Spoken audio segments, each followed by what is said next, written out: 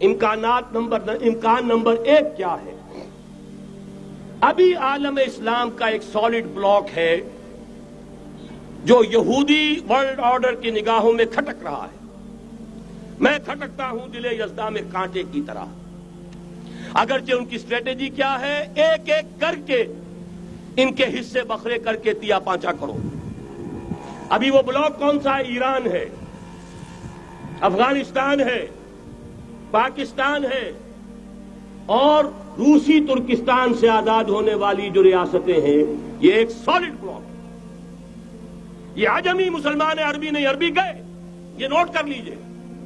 اس لیے کہ عربوں کو اللہ نے فضیلت دی تھی، محمد ان میں سے تھے صلی اللہ علیہ وسلم، یہ رتبہ بلند ملا جن کو مل گیا. لیکن ساتھ ہی اللہ نے دھمکی بھی دے دی تھی سورہ محمد میں، ان تتولوا یستبدل قوما غیرکم، اگر تم پیٹھ دکھا دو گے اس مشن کو جو ہم نے تمہارے حوالے کیا ہے، تمہیں ہٹائیں گے، کسی اور کو لے آئیں گے. اور یہ بات ہو چکی ہے 13ویں صدی عیسوی میں. 1258 میں جب سقوط بغداد ہوا ہے، عربوں کے ہاتھ سے عالم اسلام کی قیادت چھین لی گئی، معزول کر دیے گئی. اس کے بعد قیادت کن کے ہاتھوں میں آئی؟ ترکوں کے ہاتھ میں. ترکان تیموری ہندوستان میں، ترکان صفوی ایران میں، ترکان سلجوقی مڈل ایسٹ میں، اور ترکان عثمانی کا تو کہنا ہی کیا ہے. وہ ایشیا مائنر سے چل کر آپ کو معلوم ہے کہ مشرقی یورپ کا کتنا بڑا علاقہ، دی گریٹ آٹومان امپائر اس صدی کے آغاز تک قائم تھی. اس صدی میں عجیب عجیب معجزے ہوئے ہیں. گریٹ آٹومان امپائر جو 3 بر اعظموں پر محیط، نام و نشان ختم. The great U S S R, نام و نشان ختم. اب تو روس صاحب ایک ملک کی حیثیت سے رہ گئے. یہ اس صدی میں دو اور وقت نہیں ہے میں اور آپ کو کیا بتاؤں. اس صدی میں تو بڑے بڑے عجیب عجوبے ہوئے ہیں. بڑی بڑی 2 عظیم جنگیں ہو چکی ہیں، تیسری جو ہے سر پر کھڑی ہے، دور نہیں ہے، جس کو حدیث میں کہا گیا ہے الملحمۃ العظمی، تاریخ انسانی کی عظیم ترین جنگ. اور وہی صلیبی جنگ جس کا آغاز بوسنیا سے ہو چکا ہے. بہرحال اس وقت جو میں کہہ رہا تھا، ورنہ میرے پاس تو یعنی یہ کہ درد دل کہنے کے لیے وقت نہیں ہے، مجھے اپنی بات کو محدود کرنا پڑ رہا ہے. لیکن میں اب آ رہا ہوں اصل موضوع کی طرف کہ ایک امکان تو یہ ہے کہ اس بلاک میں اسلام کا احیاء ہو، اور اس کے لیے کچھ نویدیں بھی موجود ہیں احادیث نبویہ میں. وہ تو آپ نے سنا ہوگا اقبال کا شعر، میرے عرب کو آئی ٹھنڈی ہوا جہاں سے، میرا وطن وہی ہے، میرا وطن وہی ہے. حدیث میں آتا ہے یخرج ناس من المشرق یودعون للمہدی یعنی سلطان ہی، مشرق سے فوجیں نکلیں گی کہ جو کہ مہدی کی حکومت قائم کریں گی. یہ مہدی اہل تشیع کے مہدی اور ہیں، ہمارے مہدی اور ہیں. اہل تشیع کے عقیدے کے مطابق ان کے بعد میں امام جو روپوش ہو گئے تھے وہ امام مہدی ہیں، وہ ظاہر ہو جائیں گے. ابھی امام غائب ہیں، پھر وہ ظاہر ہو جائیں گے.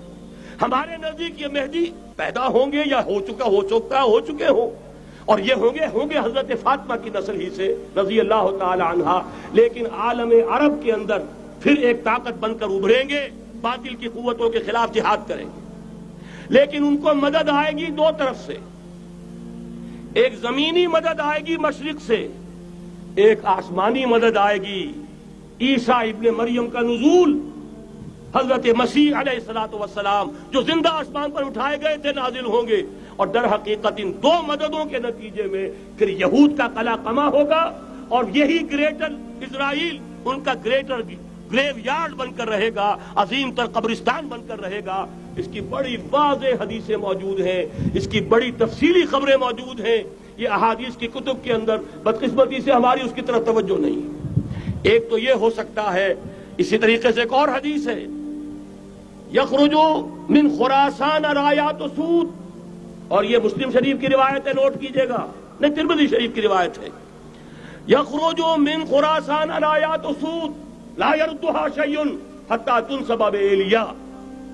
اور خراسان حضور کے زمانے میں آج کے افغانستان کا نام تھا. یہ افغانستان میں جو جہاد ہوا ہے، غلطیاں ہوئی ہیں اور غلطیوں کا خمیازہ بھگت رہے ہیں.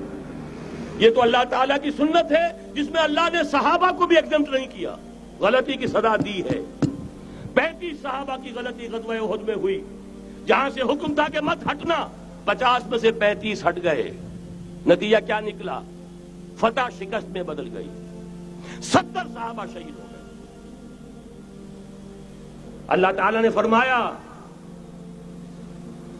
وَلَقَدْ صَدَقَكُمُ اللَّهُ وَعْدَهُ إِذْ تَحُسُّونَهُم بِإِذْنِهِ حَتَّىٰ إِذَا فَشِلْتُمْ وَتَنَازَعْتُمْ فِي الْأَمْرِ وَعَصَيْتُم مِّن بَعْدِ مَا أَرَاكُم مَّا تُحِبُّونَ۔ مسلمانوں، ہم سے گلہ نہیں کر سکتے، ہم نے اپنا وعدہ سچا کر دکھا دیا تھا جبکہ تم انہیں گاجر مولی کی طرح کاٹ رہے تھے، لیکن جب تم ڈھیلے پڑ گئے، تم نے ڈسپلن کو توڑا، تم نے اختلاف کیا تو سزا دیا۔ تو اگر صحابہ کرام رضوان اللہ تعالی علیہ مجمعین خیر الناس بعد الانبیاء، پوری نوع انسانی کے اندر انبیاء کے بعد بلند ترین انسان، اگر ان کی بھی غلطی کا خمیازہ جو ہے اللہ نے چکھایا، کیوں چکھایا؟ ضروری تھا، آئندہ کے لیے سبق ہو جائے۔ یہ وَلِيُمَحِّصَ مَا فِي قُلُوبِكُمْ، تاکہ تمہارے دلوں کے اندر اگر کہیں کوئی کھوٹ ہے اور پاک کر دیں ہم۔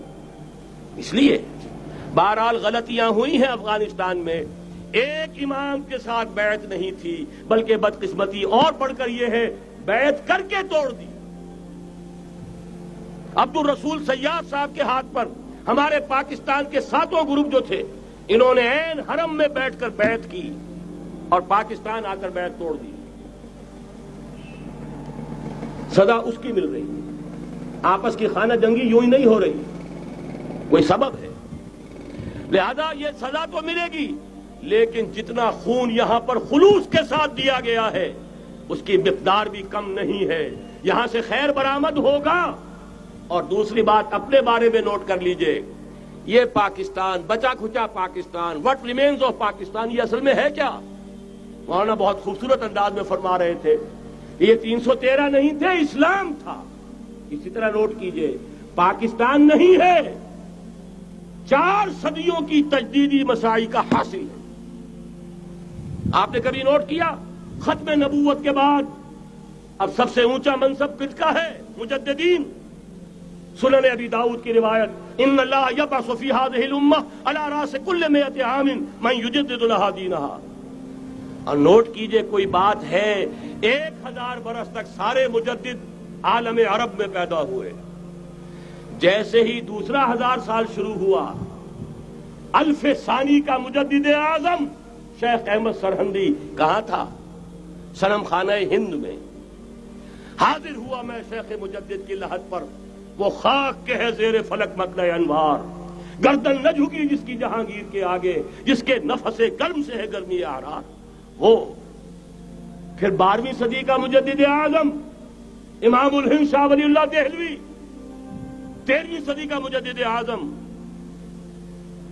سید احمد بریلوی، اس کے خون کا امین اور اس کے ساتھ کے شہداء کے خون کا امین، ان کے جسموں کا امین آپ کا خطہ ہزارہ، آپ کا خطہ سوات، اس میں ان کی جانیں ہیں جو دی گئی ہیں۔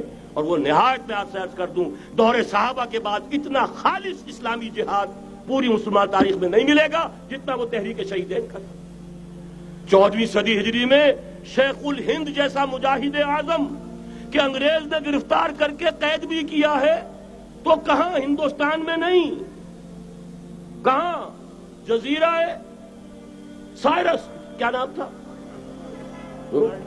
مالٹا، جزیرہ مالٹا بحر روم میں۔ اقبال کے نفس سے ہے لالے کی آگ تیز، ایسے غزل سرا کو چمن سے نکال دو۔ کہیں ہندوستان کی کسی جیل میں ہوا تو شاید اس کے نفس کی گرمی ہی سے کوئی حرارت پیدا ہو جائے۔